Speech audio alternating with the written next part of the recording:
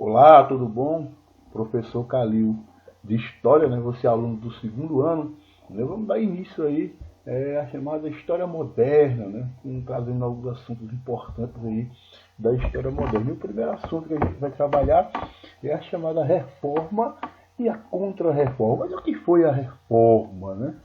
A chamada Reforma Protestante e a Contra-Reforma, essa reação até então violenta, né, da Igreja Católica em relação aos avanços das ideias protestantes. Mas como o nome já diz, né, Lutero, né, não só Lutero, vieram outros anteriores, mas Lutero foi o principal expoente, né, da chamada reforma, obrigando a Igreja Católica a buscar reformas, né, mas pretendia não uma ruptura, mas uma proposta de reforma da Igreja Católica. Mas o que estava acontecendo com a Igreja Católica que membros da sua própria congregação, no caso do Lutero, pretendiam reformá-la?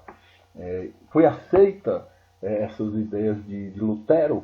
Qual foi a reação da Igreja Católica em relação a essas propostas de Lutero? Então, o assunto nosso: reforma e contra-reforma. Mas é importante, né, antes da gente iniciar o assunto reforma e contra-reforma, que a gente traga o chamado contexto histórico do século XVI. A gente não pode iniciar a reforma sem trazer esse contexto histórico que estava acontecendo, né, no século XVI, que vai ser palco aí da chamada reforma e da contra-reforma. Primeiro, a gente não pode esquecer que durante a Idade Média, né, você vai ter aí a chamada grande poder da autoridade papal, né, com a invasão dos povos bárbaros, o declínio do Império Romano.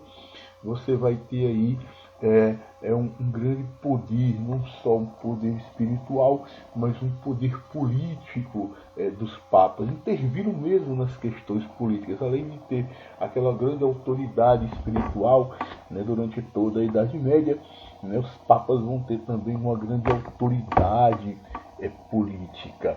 Mas essa autoridade ela começa a ser questionada, né, com alguns movimentos, principalmente o renascimento cultural, que vai trazer uma mentalidade mais humanista, uma mentalidade voltada mais para o homem, né, para o ser humano, né, que vai começar a questionar essa autoridade, digamos assim, essa autoridade moral, essa autoridade intelectual da Igreja Católica.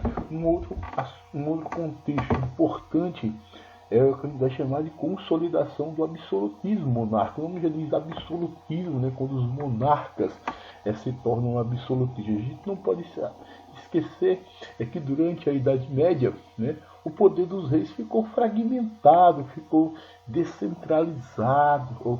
O poder dos reis ficou fragmentado, ficou descentralizado, porque esse poder passou para as mãos dos chamados senhores feudais. E aí, com a crise do feudalismo, a gente vai ter aí a grande ascensão, né, desses reis, acumulando grandes poderes, se tornando até absolutistas. Isso vai ocasionar o quê?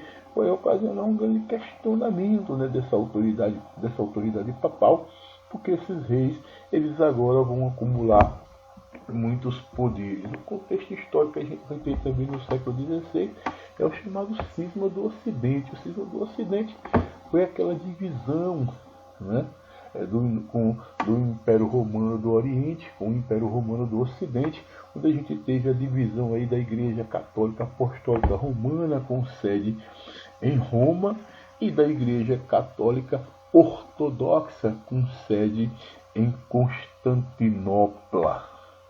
E a gente também vai ter aí um outro contexto histórico importante, que é o chamado crise do sistema feudal, ou crise do feudalismo, né?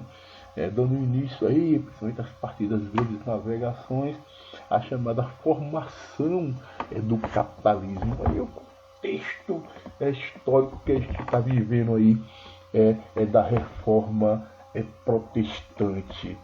né, grande poder da autoridade papal, os papas com muita autoridade, com muito poder, mas aí o renascimento cultural, com essa mentalidade humanista, vai tentar trazer o homem para o centro de todas as coisas, né, o grande poder absoluto dos monarcas, o cisma do Ocidente, que vai provocar uma grande discussão dentro da Igreja Católica, né?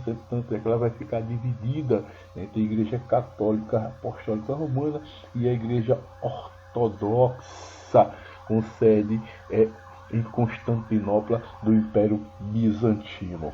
Outro contexto histórico importante, como a gente citou, é a chamada crise do feudalismo. Na crise do sistema feudal, a gente lembra que no feudalismo foi a chamada ruralização da economia, né, com grande poder dos senhores feudais. E a partir ali do final, né, da Idade Média, da chamada Baixa Idade Média, a gente vai ter aí a criação dos burgos, das feiras livres, e aí abrindo espaço para a chamada formação do sistema capitalista, e é nesse contexto aí que vai surgir a chamada reforma protestante.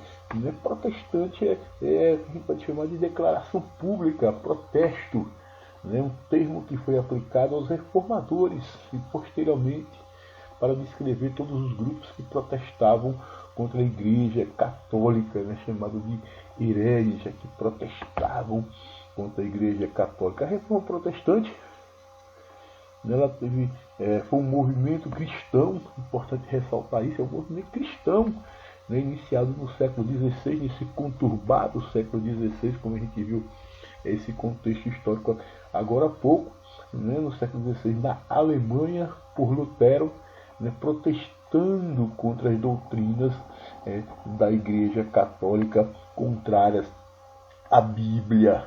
Né?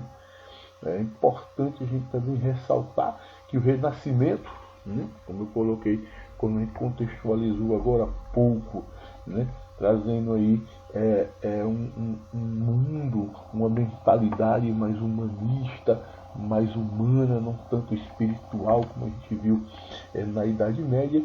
E claro, um outro fato importante, né, para o avanço dessas ideias protestantes foi a invenção da imprensa por Gutenberg, ou seja, o renascimento cultural e a invenção da imprensa por Gutenberg irá trazer importantes contribuições para o avanço, o crescimento dessas ideias reformistas.